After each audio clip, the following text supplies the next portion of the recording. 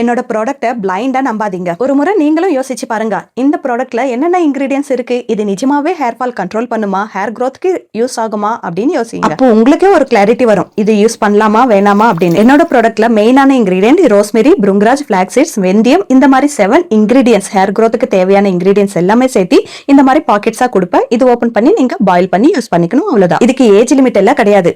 మెత్తగా వచ్చేసింది అంటికలు 600 పెట్టున్నాను ఇప్పుడు మెత్తగా ఉండదు పువ్వాల కొద్దిగా తగ్గింది ఎక్కువ జుట్టు అట్నే రాలిపోతానింది తగ్గుతాంది ఇంకా తగ్గిసిందని నాకు నమ్మకం கேட்டிங்களா?